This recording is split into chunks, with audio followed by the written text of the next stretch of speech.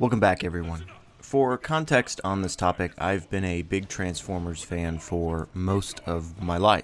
While the live-action movies aren't really my thing, I've always enjoyed the TV shows, comics, and games of the Transformers franchise. The gameplay you're watching now is from 2010's Fall of Cybertron, a game I hold very closely as it and War for Cybertron were both a huge part of my childhood. But as the title of the video suggests, today we're talking about Transformers Reactivate, the upcoming shooter from Splash Damage. The setting of this game sounds awesome. Earth has been taken over by an alien race known as the Legion, and humanity has brought back deceased Autobots and Decepticons to fight together in order to save the Earth. This game's website says, "The gravest threat to humanity has arrived, and it's already won. Earth is no longer ours. It belongs to them. All we have left is our hope for the Autobots, as we salvage them from the rubble left behind." While this description does only mention the Autobots, we do know that the Decepticon characters are playable in-game. So it seems to be that these two warring factions are teaming up together to fight a greater evil. And in terms of setting, this sounds great.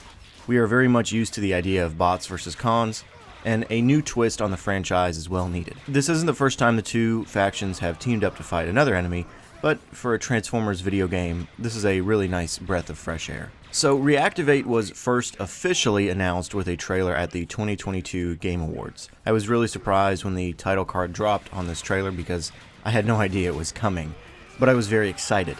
But since then, we haven't heard much. Splash Damage did release a statement near the end of 2023 where they detailed why we hadn't seen any gameplay or a new trailer, mainly because the game had been built in Unreal Engine 4 and the studio was switching over to Unreal Engine 5. Now, I don't know anything about game engines, but from a little research and some common sense, this obviously isn't a copy and paste situation. I'm sure the process of moving from one engine to another is quite difficult and time consuming.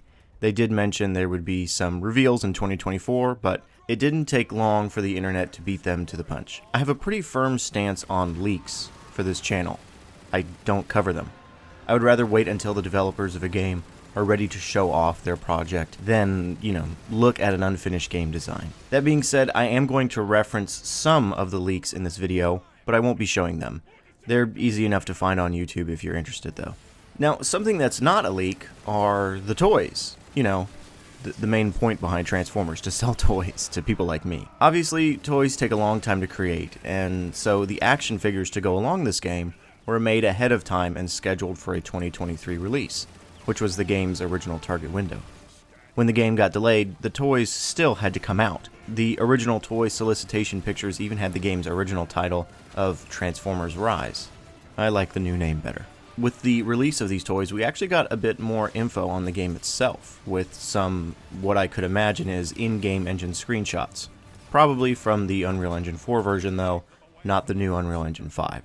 So I don't think that these screenshots are really that accurate to what the game could be. Okay, that was a lot of context, but with that in place, let's get to the actual title of the video. Why am I worried about Transformers Reactivate?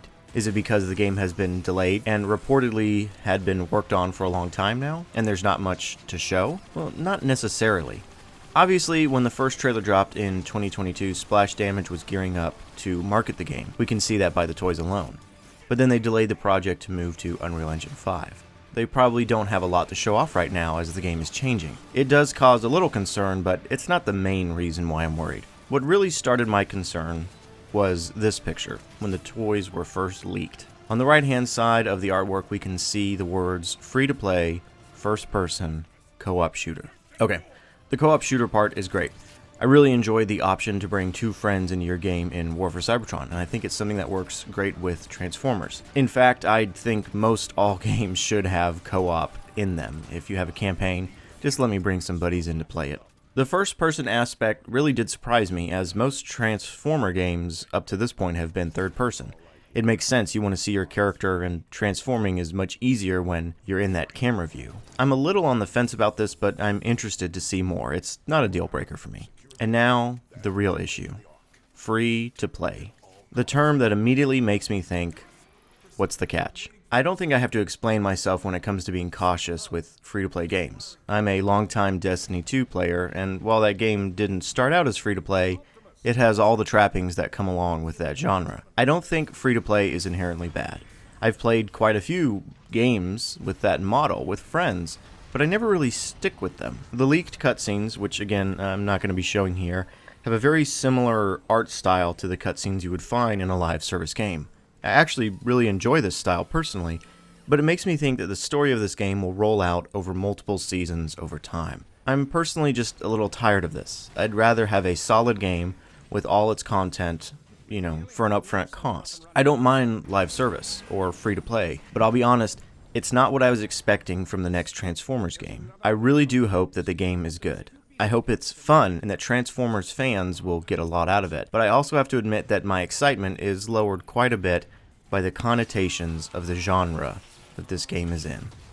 Here's hoping we get a good game out of Splash Damage. Thanks for watching, and don't forget to transform and roll out. Optimus, how about calling in an artillery strike?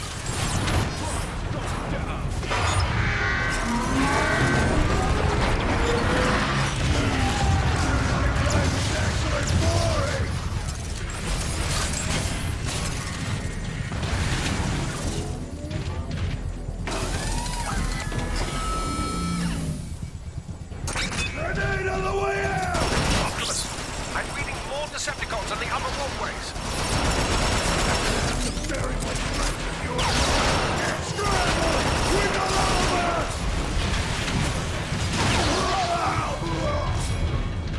How can disappear like that?